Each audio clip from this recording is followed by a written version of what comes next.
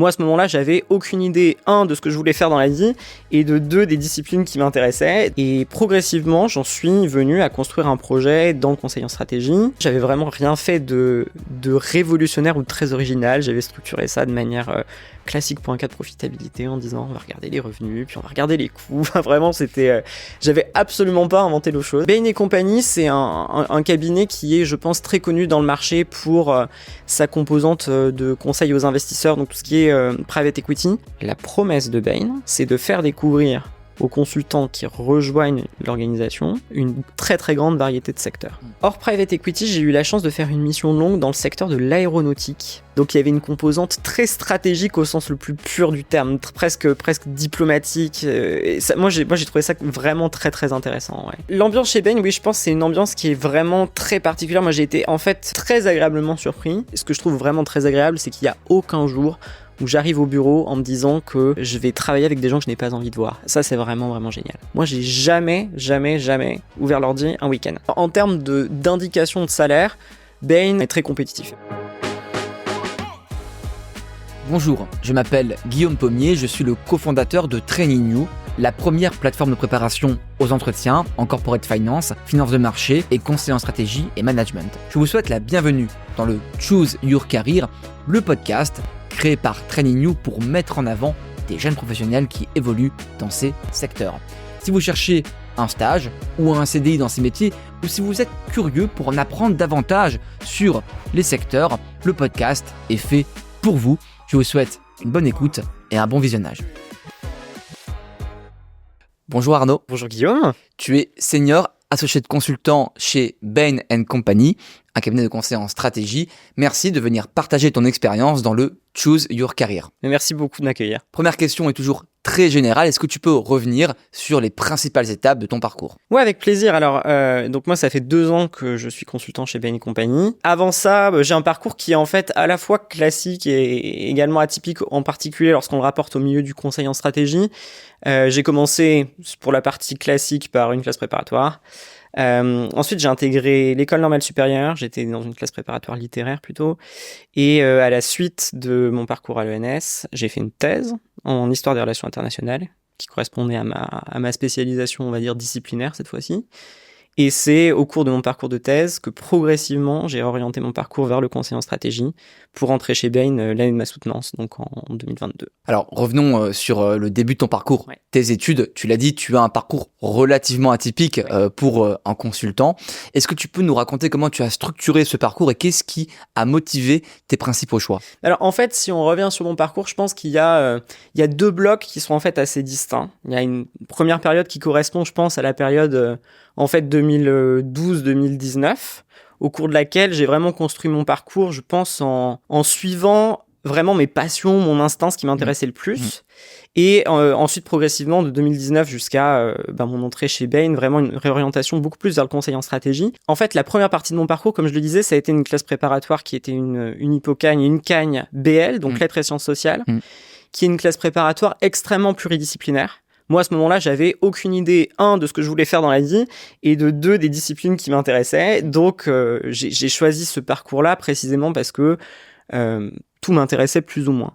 Au cours de mon parcours en Cagne, je me suis rendu compte que disciplinairement, ce qui m'intéressait le plus, c'était l'histoire. Et ce que j'appréciais beaucoup dans cette discipline, ce qui est toujours le cas d'ailleurs aujourd'hui, c'est la plasticité de la matière. On peut faire de l'histoire de tout et de n'importe quoi.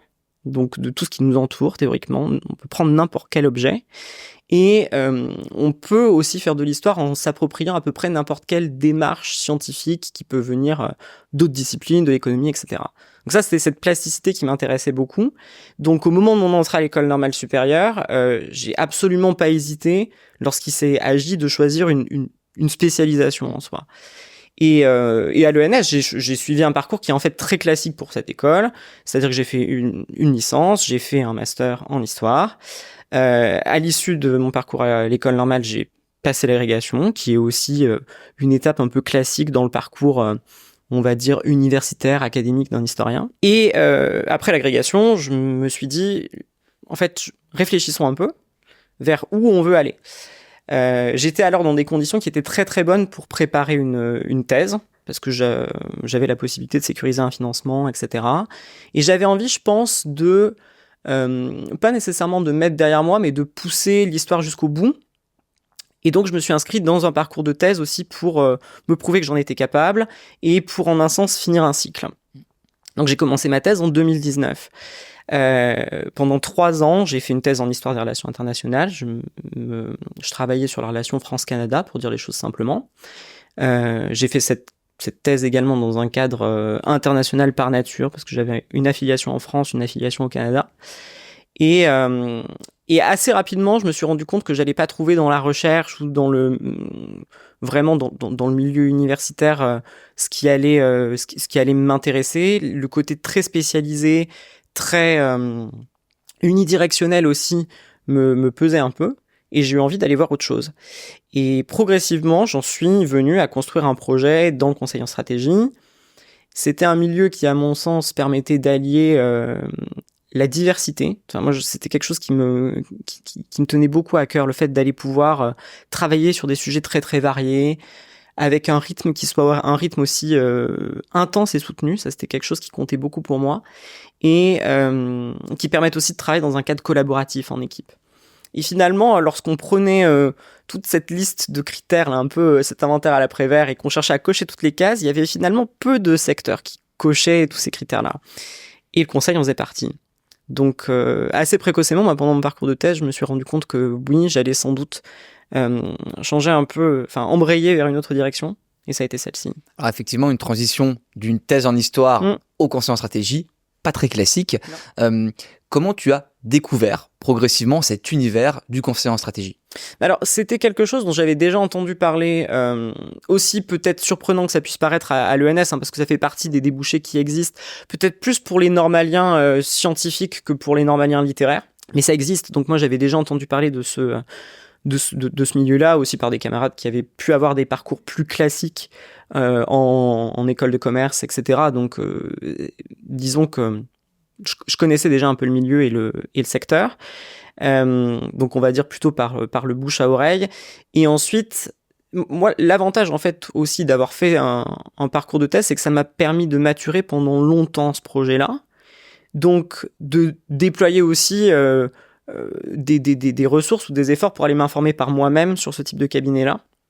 Donc essentiellement en tirant un peu les ficelles du réseau, je pense vraiment du réseau de l'interconnaissance quand même initialement. Et ensuite, bien évidemment, en participant aux événements qui peuvent être mis en place par les différents cabinets. Ça, je pense, plutôt au moment où je préparais vraiment activement les entretiens. Qu'est-ce qui t'a attiré initialement dans ce domaine ? Donc, ce qui m'a attiré, comme je le disais tout à l'heure, c'est vraiment la diversité des missions. Moi, c'est un sujet qui était très important pour moi. J'avais vraiment envie de pouvoir travailler sur des thématiques qui étaient extrêmement variées.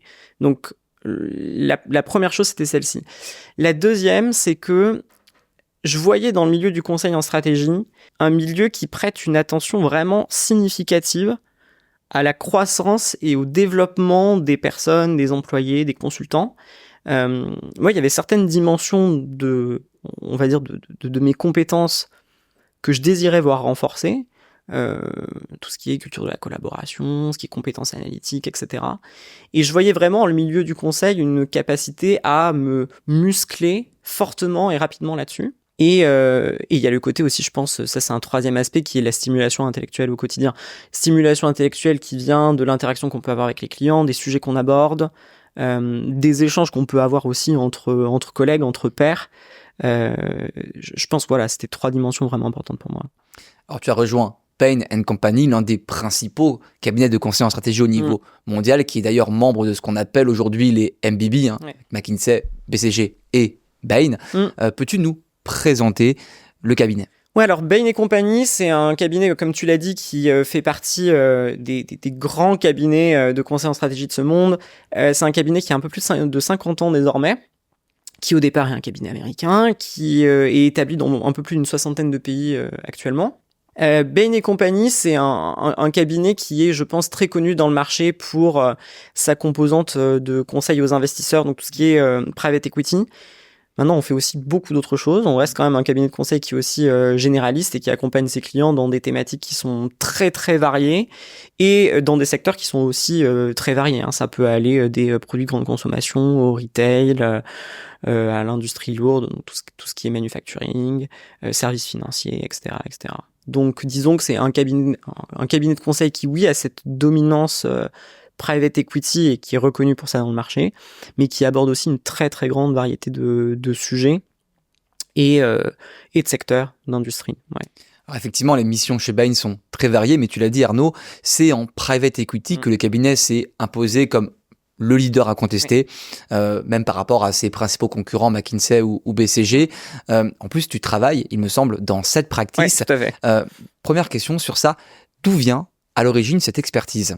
Alors, d'où vient l'expertise en private equity de Bain ? Je pense que ça a été un créneau qui a été investi, en fait, lorsqu'on reprend l'histoire du cabinet relativement sur le tard, en fait. Hein. Au début, Bain s'est pensé comme un cabinet de conseil qui était un cabinet de conseil généraliste. Là, on parle de ça dans les années 70 et 80. Et qui progressivement s'est réorienté vers cette activité de conseil aux investisseurs, là encore pour des raisons historiques et pour des raisons d'exploitation en fait d'une niche qui existait sur le marché à ce moment-là. Aujourd'hui, en fait, il y a des relations qui sont très très privilégiées qui ont été nouées entre Bain et puis nos grands fonds d'investissement qui sont nos fonds clients et qui permettent aussi de capitaliser sur toute une expérience. En fait, maintenant, ça fait 30, 40, presque 50 ans en fait qu'on travaille sur ces sujets-là en déployant des méthodologies qui sont extrêmement rodées, en utilisant aussi, je pense, une quantité d'informations propriétaires particulièrement significative. Et c'est ça qui nous donne une force de frappe et une expertise particulièrement forte, en fait, pour intervenir sur ces sujets-là. Alors, une mission de private equity chez Bain, concrètement, ça consiste en quoi ? Est-ce que tu peux donner des exemples de missions ou de dossiers sur lesquels tu as travaillé ? Alors, moi, pour remettre un peu les choses en perspective, ça fait 9 mois que je fais du private equity chez Bain. Donc rapporter sur mes 2 ans, c'est finalement quelque chose d'assez significatif. Même si aussi, pour remettre un peu les choses en perspective, le private equity, c'est à peu près un tiers de l'activité du cabinet. Donc il faut aussi raison garder, en fait, en un sens. Une mission type en private equity, alors en fait, il y en a, je pense qu'il y en a 2. C'est généralement en fait ce qu'on appelle de la due diligence, donc de la vérification aussi poussée que possible de la nature d'un actif qui est considéré par un fonds d'investissement. On peut avoir de la due diligence qui est côté vendeur ou côté acheteur, donc 2 perspectives qui sont assez différentes. L'exercice le plus classique, il est plutôt du côté de l'acheteur. Donc là, on travaille en direct avec le fonds qui regarde un actif présent sur le marché et qui nous diligente pour mener un travail, en fait, j'allais dire presque d'enquête, mais ça, c'est peut-être un peu le côté historien qui ressort, mais d'enquête aussi approfondie que possible sur l'actif en question. Et globalement, un rapport de due diligence se structure un peu toujours de la même manière. Il y a une partie très standard où on définit aussi précisément que possible l'activité de l'entreprise. Ensuite, une partie dans laquelle on va déterminer le marché sur lequel elle évolue, les grandes tendances du marché en question. Et puis dresser souvent dans une 3e partie une revue en fait du paysage compétitif où elle évolue. Ça, c'est l'exercice canonique du private equity chez PEG. Ouais. Tu as un exemple à nous donner ? Un exemple précis de mission. Alors moi, j'en ai fait un au tout début de ma rotation en private equity chez Bain qui portait sur un actif des services financiers. J'ai beaucoup travaillé sur des entreprises aussi de software, donc dans le milieu du logiciel. Aussi parce que c'est des secteurs qui sont les plus porteurs en ce moment, qui, je regardais des actifs à chaque fois qui évoluaient sur des secteurs en forte croissance, donc qui par définition étaient intéressants pour les fonds pour lesquels on travaillait. Ouais. Alors au-delà du pays, parce que tu l'as dit, c'est finalement seulement un tiers de l'activité de Bain, quels sont selon toi les éléments différenciants du cabinet par rapport à ses 2 principaux concurrents, McKinsey et BCG ? Oui, alors je pense que les éléments différenciants, ils le sont d'un point de vue, on va dire, industrie-activité avec le private equity, ça c'est sûr. Moi je pense que les éléments qui distinguent Bain, en tout cas de ce que j'en vois, c'est vraiment beaucoup plus des éléments de culture. Bain et compagnie, c'est vraiment une entreprise, une structure qui a une culture Bain très forte, très axée autour de la collaboration, qui tourne aussi autour du développement des personnes, ce qu'on appelle le PD pour People Development ou Personal Development. C'est vraiment des choses qui sont liées à la culture du feedback. Enfin, on a des échanges extrêmement fréquents avec les gens qui supervisent les cas, avec aussi des ressources dédiées au sein du service des ressources humaines, qui nous permettent vraiment d'identifier nos axes d'amélioration, au contraire nos forces, les mettre en avant et identifier les éléments sur lesquels on doit travailler pour constamment s'améliorer. Donc une vraie culture du feedback, une vraie culture de l'entraide et de collaboration au sein des équipes. Ça, je pense que c'est vraiment très fort. Et dans la manière dont on travaille avec nos clients, il y a un slogan qu'on retrouve, enfin un slogan, une phrase un peu toute faite qu'on retrouve chez Bain, qui est le True North, qui correspond en fait à des valeurs, je pense, d'honnêteté intellectuelle, c'est vraiment une valeur cardinale en fait chez Bain. On n'hésite pas à dire au client parfois des vérités qu'il n'a pas vraiment envie d'entendre, mais qui sont en fait bonnes pour lui. Et ça, je pense, le fait d'être honnête, en un sens droit dans ses baskets, sûr de ce qu'on avance pour le bien de son client, même si ça lui fait pas nécessairement plaisir de prime abord, je pense que c'est quelque chose qui est très différenciant et qui est aussi recherché d'ailleurs par nos clients. Pour intégrer un cabinet de conseil en stratégie comme Bain, les process de recrutement sont difficiles. Est-ce que tu peux nous présenter le process de recrutement chez Bain, d'abord pour des stages et ensuite pour des CDI? Alors en fait, que ce soit stage ou CDI, en fait, pour des processus d'entrée qui sont, on va dire, à un grade plutôt junior, il y a assez peu de différence. Donc en gros, pour postuler stagiaire comme pour postuler consultant junior, donc au grade d'AC, donc d'associate consultant, qui correspond à ce grade de consultant junior chez nous, il y a une première phase qui est le passage d'un test standard qui s'appelle le test Gorilla, qui permet d'évaluer essentiellement des compétences calculatoires, un peu de business sense, etc. Donc ça, c'est le test de qualification. Ensuite, on convie les candidats à un premier tour. Et ce premier tour, que ce soit pour un stage ou pour un CDI, il est constitué de 2 entretiens. Il y a un entretien qui est une étude de cas de 45 minutes.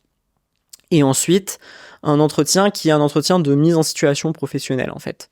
Où l'intervieweur va chercher justement à mettre en situation l'interviewé, évoquer une situation qui peut nous arriver au quotidien dans le métier, en fait, pour savoir comment il ou elle pourrait réagir. À l'issue, en fait, de ce premier tour, ensuite, on va tester les compétences en anglais, donc un test écrit, un test oral.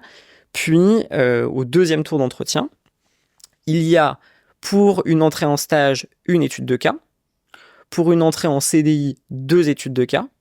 Et cette composante étude de cas, elle est assortie ensuite, pour une entrée en stage comme pour une entrée en fait en consultant junior, d'un entretien qui est un entretien de fit, là, où on va revenir sur l'expérience du candidat, ce qu'il a fait, et évaluer son projet en fait, et la place de Bain dans ce projet de carrière. Tu as rejoint Bain directement en CDI.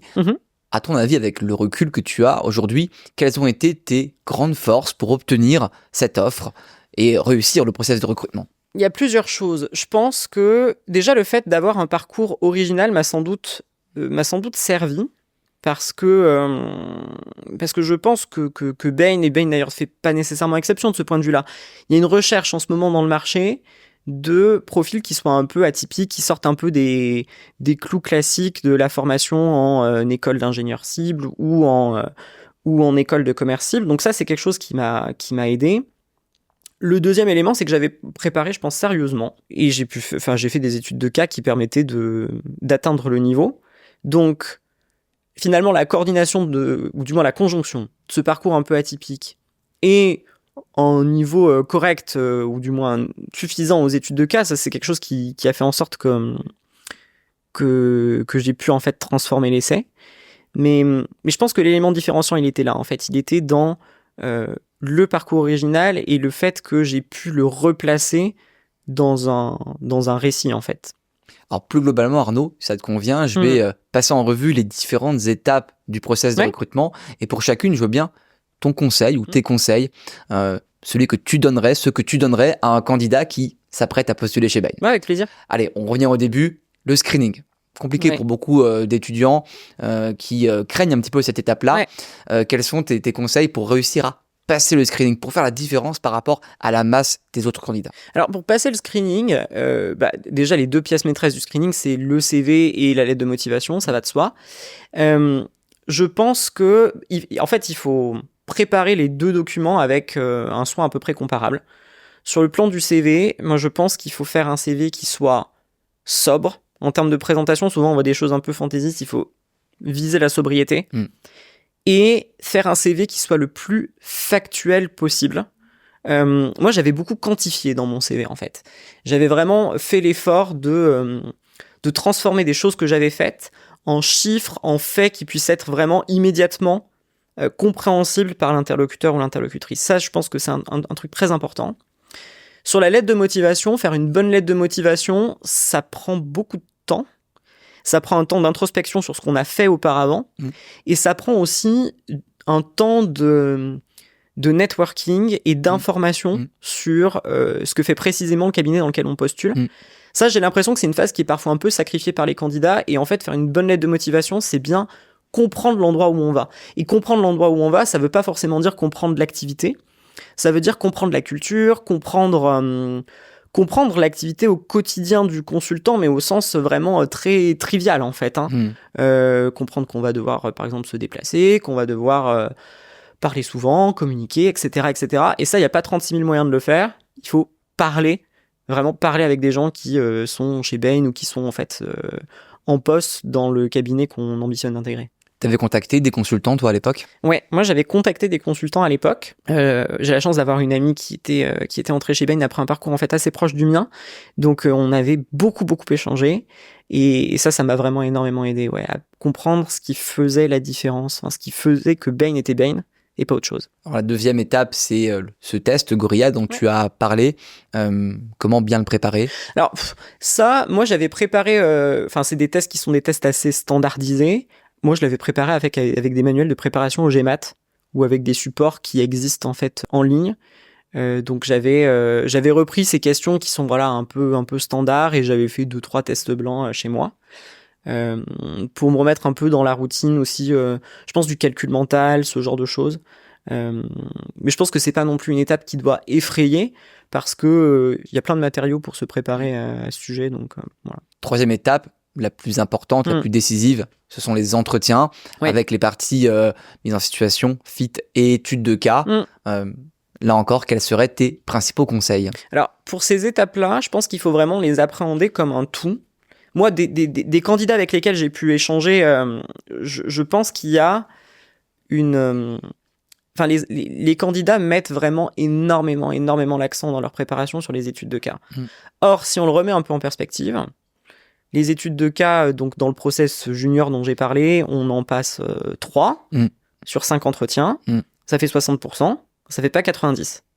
Et on a tendance à voir, moi j'ai tendance à voir, encore une fois, peut-être pas forcément généralisable, mais j'ai tendance à voir des étudiants qui consacrent 95% de leur énergie à la préparation des études de cas.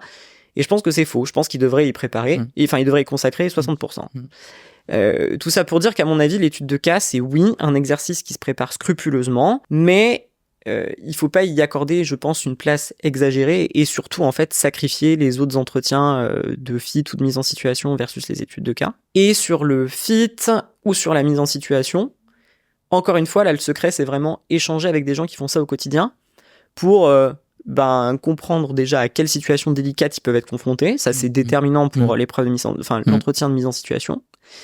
Et pour la partie de fit, idem, c'est ce qui permet en fait de comprendre ce qui fait la culture, ce qui fait l'ADN de l'organisation.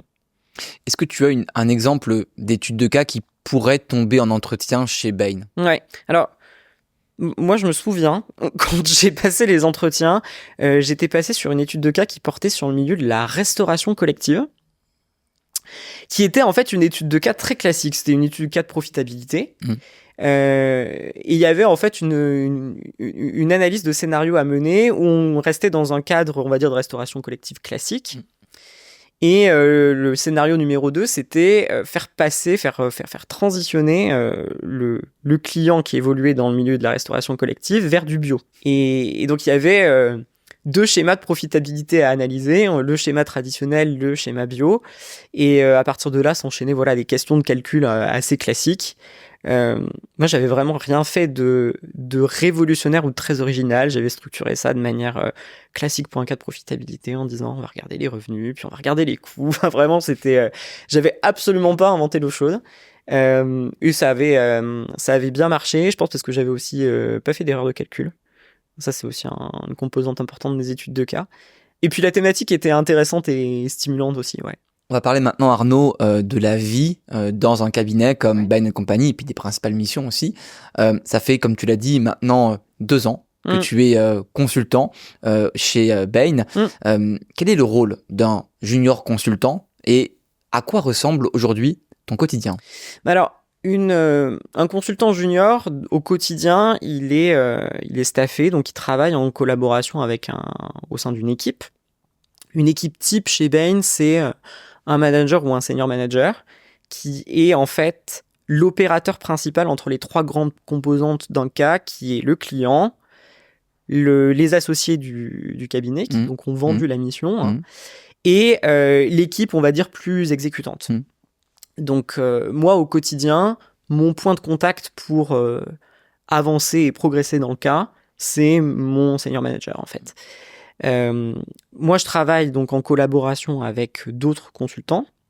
Généralement, chaque manager ou senior manager va décomposer son cas en ce qu'on appelle des streams, donc qui sont en fait des parties un peu élémentaires du cas à traiter. Et il va décomposer son équipe en petits groupes, en fait, en sous-équipes, qui chacune vont travailler sur une sous-composante du cas. C'est ça qu'on appelle un stream. Donc moi, au quotidien, en fait, je travaille sur un de ces streams, donc un sous-sujet du cas plus global qu'on va traiter. Ça m'arrive assez souvent de travailler en collaboration avec un stagiaire, puisque moi je commence aussi à encadrer des gens. Donc pour donner peut-être une idée de stream, ça peut, en fonction du client qu'on regarde, ça peut être travailler sur une business unit particulière du client pour lequel on travaille. Pour une mission de private equity, ça peut être travailler, par exemple, comme je le disais, sur la partie de la définition de l'actif qu'on fait au début de chaque rapport. Voilà. Donc ça, c'est vraiment le travail au quotidien. Est-ce que les consultants chez Bain sont sectorisés ou est-ce que on peut travailler sur différents secteurs au début de sa vie dans le cabinet? Et quelle est la part de choix du consultant dans son staffing? Comment se passe la répartition des missions entre les consultants?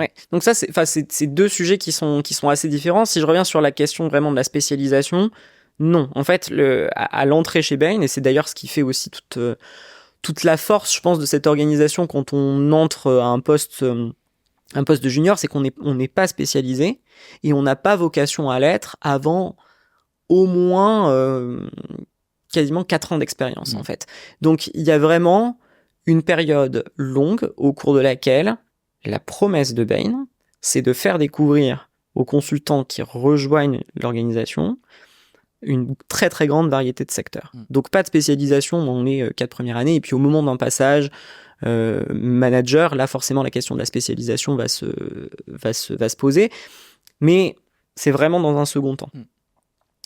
Sur la question du staffing, oui, alors en fait, bien évidemment, on a vraiment des conversations qui sont très très régulières avec les responsables du staffing chez Bain, qui nous aident et qui nous permettent aussi, souvent avec une redoutable efficacité d'ailleurs je trouve, de trouver et d'identifier des missions qui correspondent à nos aspirations en termes de secteur si on en a, et aussi, et je pense de manière plus importante, qui nous conviennent en termes de développement personnel. Donc, par exemple, je sais pas si on peut imaginer qu'un consultant a des difficultés ou a besoin de se muscler sur des composantes qui sont plus analytiques, donc tout ce qui est gestion des chiffres, composants peut-être plus financières. On peut tout à fait faire une demande auprès du staffing en disant bah voilà, moi en fait sur mon prochain cas c'est une composante que j'aimerais travailler, j'en ai besoin pour avancer, pour progresser, etc.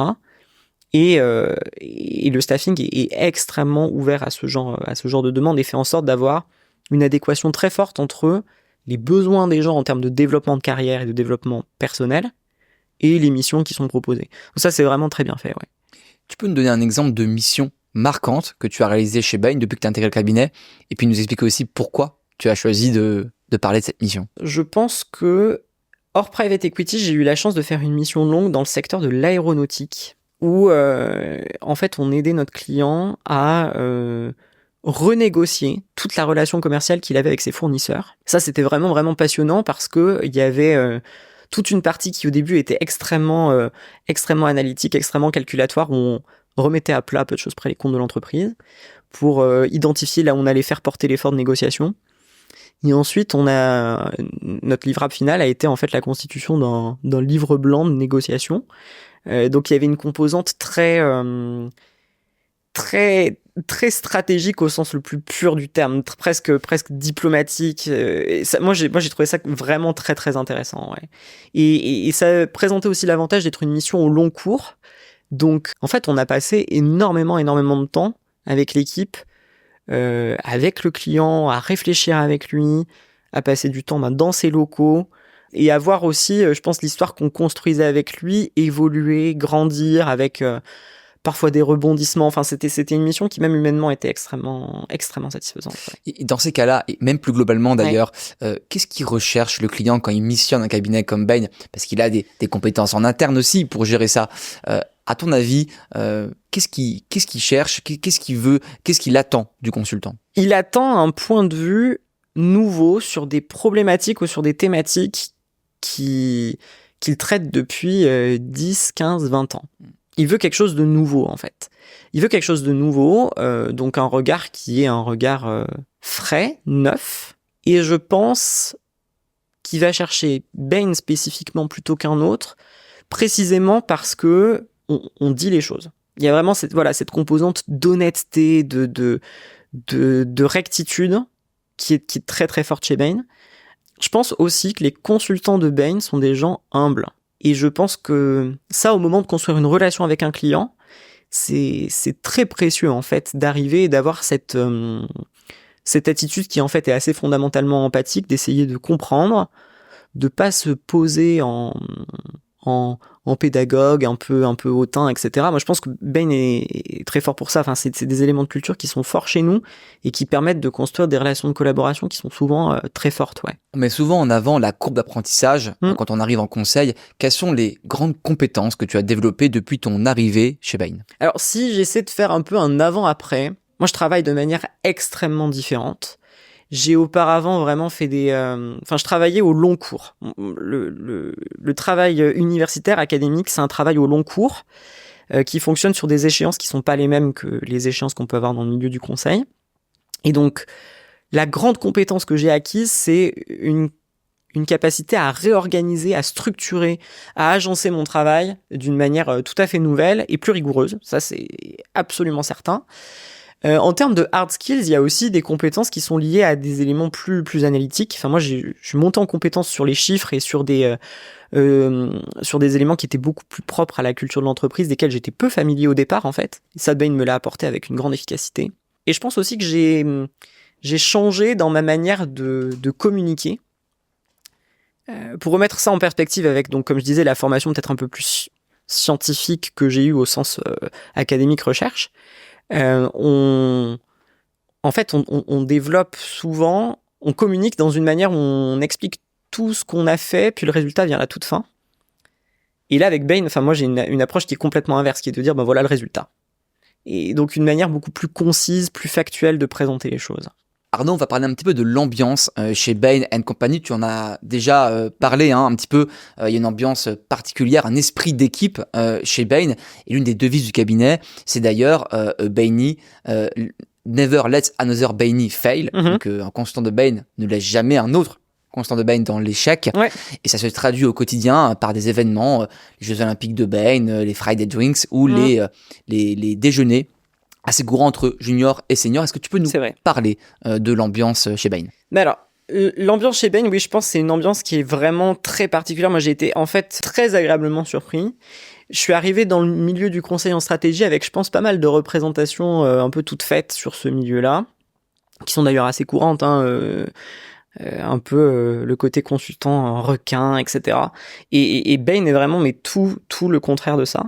Donc, en effet, tout le monde est extrêmement ouvert, beaucoup de discussions, beaucoup d'événements qui sont très conviviaux.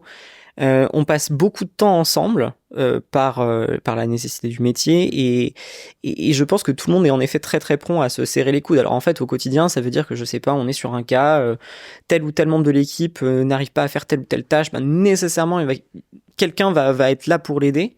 À partir du moment où la personne le manifeste, souligne qu'elle a besoin d'aide. Ça, c'est jamais des éléments qui sont mal perçu chez Bain d'avoir besoin d'aide à partir du moment où on lève la main pour le signaler. Donc ça, c'est vraiment hyper agréable. Et puis au quotidien, oui, en effet, on passe... on a quand même pas mal d'événements qui nous permettent de passer du temps ensemble. Les Friday Drinks, du coup, le vendredi soir. On a aussi un pod, donc le Paris Office Days, qui est un événement annuel qui nous permet de nous retrouver dans un lieu sympa sur 1 ou 2 journées. À côté de ça, je pense qu'il y a aussi, mais ça c'est pas propre au bureau de Paris spécifiquement, mais il y a des formations qui sont proposées à chaque passage de grade aux consultants. Ils sont des formations d'1 semaine qui se tiennent généralement à l'étranger et qui réunissent tous les consultants récemment promus d'une même zone et qui permettent voilà de passer du temps ensemble, de se former, de faire aussi un peu d'experience sharing, vraiment des choses qui sont extrêmement intéressantes. Et ouais, Bain est très très fort pour ça, je trouve. En tout cas, moi, ce que je trouve vraiment très agréable, c'est qu'il y a aucun jour où j'arrive au bureau en me disant que je vais travailler avec des gens que je n'ai pas envie de voir. Ça, c'est vraiment vraiment génial. Il existe quelques mythes autour du conseil en stratégie. Et l'un de ces mythes, ce sont les horaires de travail qui seraient parfois intenses. Est-ce que c'est vrai? Et tu travailles combien de temps dans la journée ou dans la semaine? À quoi ressemble le work-life balance chez Bain? Alors oui, c'est vrai. Enfin, les horaires d'un consultant en stratégie sont des horaires qui sont lourds. Je pense que ça fait de secret pour personne. Maintenant, alors, il existe quand même chez Bain un certain nombre de dispositifs qui permettent quand même de modérer un peu cette charge de travail-là. Globalement, une journée type, encore une fois, ça dépend vraiment beaucoup de la mission, ça dépend de l'industrie, ça dépend du secteur, ça dépend du moment de la mission aussi, puisque une veille de Stirco, on travaille pas de la même manière qu'en début de mission. Une journée type, il faut compter 9h30, 22h, 22h30. En private equity, c'est souvent ça. Quelque chose de cet ordre-là. Ça, c'est vrai 3 jours par semaine, puisqu'il y a un jour au cours duquel on peut protéger sa soirée. Donc ça, c'est une pratique qui est institutionnalisée chez Bain, qu'on appelle la night off, qui permet de partir un soir à 20h, quoi qu'il en soit, quoi qu'il arrive. Ça permet déjà de sanctuariser une soirée pour soi. Et le vendredi, qui est aussi sanctuarisé, où le vendredi soir, l'objectif, c'est terminé à 18h. Donc en fait, si on veut résumer dans les grandes lignes à ce que je viens de dire, c'est OK au quotidien, le rythme est intense, il faut s'attendre à 3 jours un peu costauds, et un soir protégé par semaine, en plus du vendredi qui, lui, dans tous les cas, est protégé. Et aussi, je pense, en termes de work-life balance, ce qu'il faut souligner, c'est que moi, j'ai jamais ouvert l'ordi un week-end. Ou sur un jour de congé qui était posé comme un jour de congé. Donc ça, c'est vraiment des plages qui sont sanctuarisées aussi. Et voilà. Un autre mythe qui est véhiculé en conseil en stratégie, ce sont les rémunérations plutôt élevées. Ouais. Quelle est la fourchette des salaires chez Bain? Alors, d'abord, en stage. Ouais. Ensuite, quand on est jeune diplômé et qu'on arrive au sein du cabinet. Et enfin, à ton grade. Alors, en termes d'indication de salaire, Bain fait partie, est très compétitif, fait partie aussi des plus compétitifs, quel que soit le grade au sein des grands, disons de cet écosystème là des cabinets de conseil sur la place française, comme à l'international d'ailleurs. L'objectif, c'est vraiment de s'aligner sur les pratiques les plus compétitives du marché, et c'est vrai encore une fois à tous les échelons, donc que ce soit en stage ou en CDI. Sur la rémunération, il y a une part fixe, une part variable, quels que soient les grades. Et ça, c'est vrai aussi pour les stagiaires. Donc, c'est un élément qu'il faut prendre en compte, parce que cette part variable peut quand même représenter une portion vraiment significative. Bien sûr, en proportion, elle augmente au fur et à mesure qu'on progresse dans le cabinet. Mais je pense que ça, c'est un élément qui est important à garder en tête, en particulier pour l'entrée en stage. Il y a du variable dès le début. Et ça, c'est un élément qui est, à mon sens, intéressant et distinctif. Ça dépend de la performance du stagiaire pendant son stage, évidemment. Tout à fait, ouais. Qui décide de ça? Du coup, c'est les personnes qui ont travaillé avec le stagiaire? Oui, c'est superviseur direct et puis manager. Donc, par exemple, un stagiaire, généralement, va être et va souvent être placé sous la supervision d'un consultant qui est un peu expérimenté. Typiquement, ce que je disais tout à l'heure, c'est que je pourrais être en mesure d'encadrer un stagiaire. Donc là, dans ce cas-là, bien évidemment, moi, j'aurais un mot à dire sur la performance et sur l'évaluation de la personne que j'ai encadrée. Et puis également, mon manager qui sera au-dessus de moi.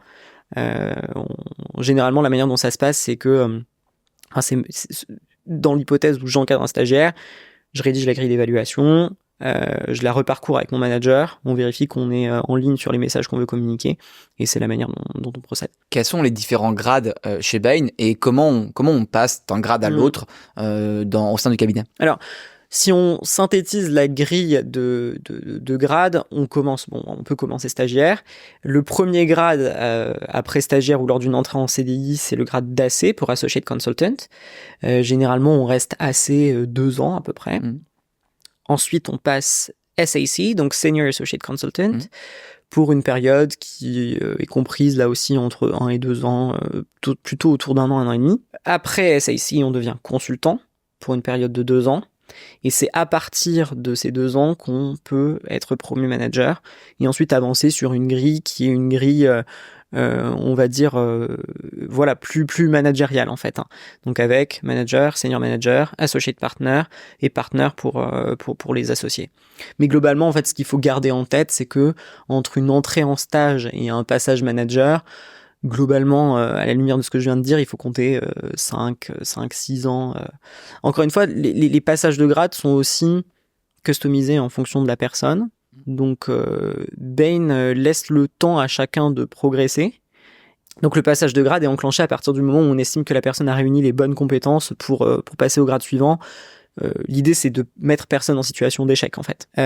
Donc, certaines personnes vont avancer de manière très accélérée, certaines personnes vont prendre un peu plus de temps, et c'est normal. Alors, certains consultants vont progresser au sein du cabinet pour devenir partenaire, mais c'est pas forcément la majorité des jeunes consultants. Souvent, on fait 2, 3, 4 ans, un bloc, on va dire, en début de carrière en conseil en stratégie, et puis on transitionne vers d'autres métiers. Quels sont les principaux exits qui sont possibles après une expérience en conseil chez Bain? Déjà, ça c'est un point important à rappeler. En effet, tout le monde ne peut pas devenir partenaire et c'est normal. Toute structure d'un cabinet de conseil est pyramidale, donc forcément la pointe de la pyramide est plus étroite que la base par définition. Et tout le monde l'a bien en tête en fait, que tout le monde ne va pas devenir partenaire. Il y a quand même un éventail d'opportunités qui est très important à la suite d'un passage chez Bain. Je pense que parmi les sorties les plus courantes, il y a bien évidemment le travail en fonds d'investissement, puisque ça correspond, comme on l'a dit, à une forme d'expertise de Bain, donc assez naturellement, on peut aller travailler en fonds. Il y a pas mal de Bainies qui lancent leur propre structure, donc une start-up, une entreprise, etc. Ça, c'est un deuxième débouché classique. Le troisième débouché classique, c'est d'aller rejoindre un client pour lequel on a travaillé. Parce que généralement, on a pu, sur certaines missions, accompagner des clients au long cours, et ça permet d'avoir des relations un peu privilégiées donc dans l'entreprise en question. Donc ça, c'est aussi un débouché assez classique. Puis il y a aussi des consultants qui partent faire tout à fait autre chose, qui, après leur passage chez Bain, prennent le temps de aussi se reposer, se ressourcer, qui prennent 3, 4, 5, 6 mois de pause pour réfléchir pour repartir avec des projets qui sont très différents. Je pense que ce qu'il faut retenir, c'est qu'un passage chez Bain ne ferme aucune porte en fait en soi. Et on a aussi accès à un répertoire en fait d'alumni de Bain qu'on garde à vie. Et moi, ça m'amuse quand même assez souvent de le feuilleter parce qu'en fait, on voit que les gens sont partis faire des choses extraordinairement différentes, quoi. Donc il y a quelques parcours types qui se dessinent, mais c'est voilà, il faut garder en tête que l'éventail des possibles est très large. Ouais. On arrive, Arnaud, à la dernière partie de ce Choose Your Career. C'est le traditionnel quiz du Choose Your Career. Et j'en rappelle les règles. Ce sont des questions courtes de mon côté et des réponses courtes de ton côté. Ça marche. Si tu devais définir Bain en un seul mot, cela serait lequel ? Rectitude, je pense. Rectitude, c'est bien. La principale qualité d'un consultant ? L'empathie. La question que tu aimes poser en entretien ? Pourquoi vous et pas quelqu'un d'autre ? La réponse que tu ne veux absolument pas entendre en entretien.